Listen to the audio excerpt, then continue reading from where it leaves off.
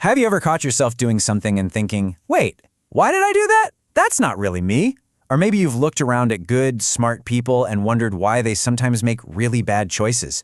Well, the answer usually isn't about their character. It's about something way more powerful, a hidden force that's shaping all of us every single day. Let's get into it. This right here, this is one of the most important ideas for understanding why people do what they do. It's the whole foundation of what we're talking about today. And look, this isn't about being cynical. Not at all. It's about being a realist. What we want to do, our good intentions, they often have to take a back seat to what the world is actually rewarding us for doing.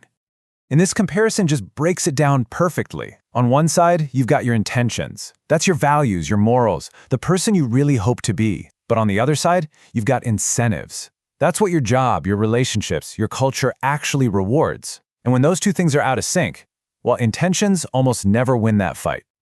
So let's really dig into this. A good way to think about incentives is like they're invisible currents in a river. You can have every intention of swimming in a straight line, but that current is always going to be pulling you one way or another. The first step to not getting swept away is just learning to see where those currents are. And this is absolutely crucial to get. This isn't about being a bad person. You can have the strongest moral compass on the planet, but if you're stuck in a system that is constantly rewarding the exact opposite behavior, it takes a truly heroic effort not to get slowly bent out of shape, almost without you even noticing it.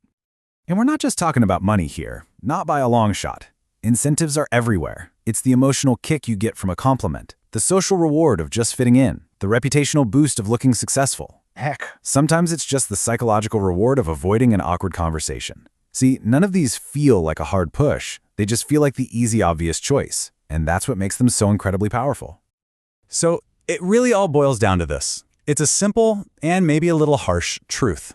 If you want to understand why anyone, and that includes yourself, is acting a certain way, you have to look past what they say they value and look at what they are actually rewarded for. Okay, so we get it. Incentives are powerful. But what happens when those systems go wrong? I mean, really wrong.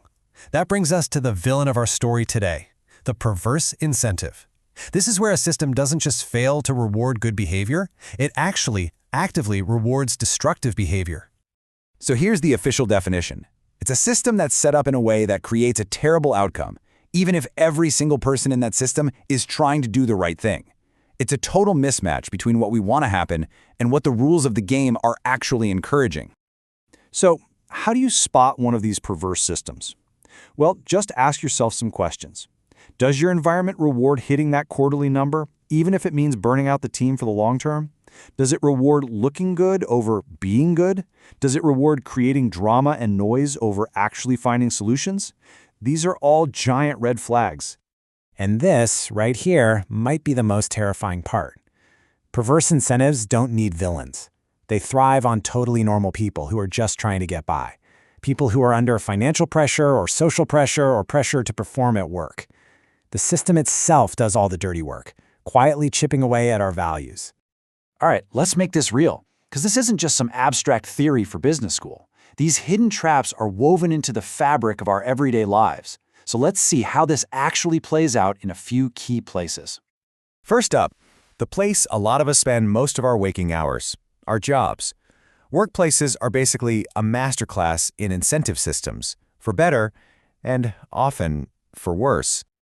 I mean, this quote just says it all, doesn't it? If your job rewards playing politics more than doing good work, you'll learn to play politics. If it rewards looking busy and staying late over actual efficiency, you'll learn to perform busyness. You adapt to survive, and in that process, you can slowly become someone you never, ever planned to be.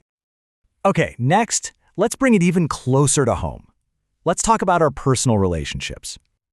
This one can be a tough pill to swallow, but it's so true.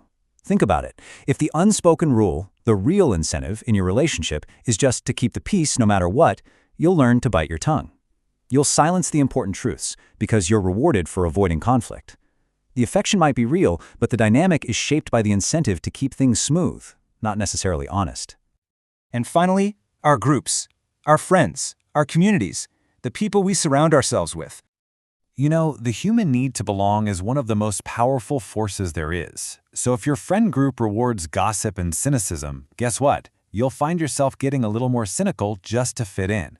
If it rewards showing off a perfect life online, you'll spend more time curating your life than living it.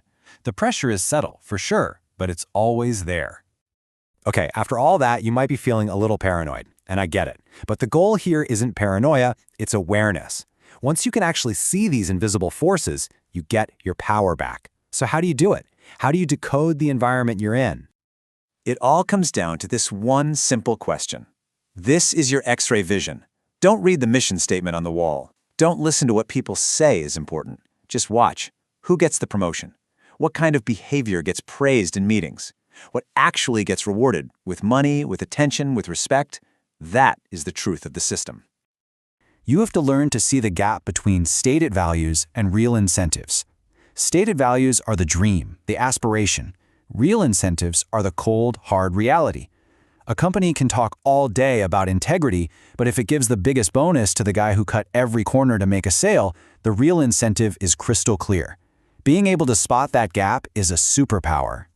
So now you can see the systems. You can decode the real incentives. The final and obviously most important question is, what are you going to do about it? How do you protect yourself, your integrity, in a world that's just full of these perverse incentives? Let's build a toolkit. Here are 5 rules to live by. Number 1, keep your long-term identity stronger than any short-term reward. Know who you want to be in 10 years, and don't let some small, shiny prize today pull you off that path. Number 2, know when to walk away. Seriously, leave places that require you to become someone you don't respect. Sometimes the only winning move is not to play their game. 3, don't trade your integrity for someone else's approval. People's approval comes and goes, but your self-respect is forever.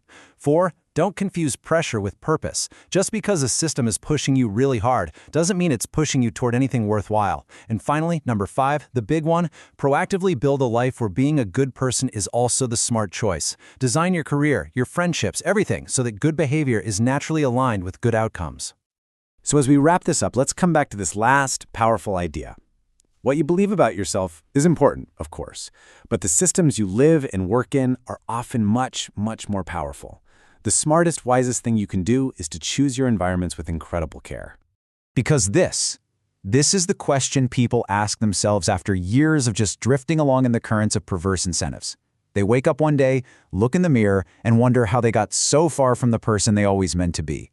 By understanding incentives, by decoding your environment, and by designing your life wisely, you can make sure that's a question you never have to ask.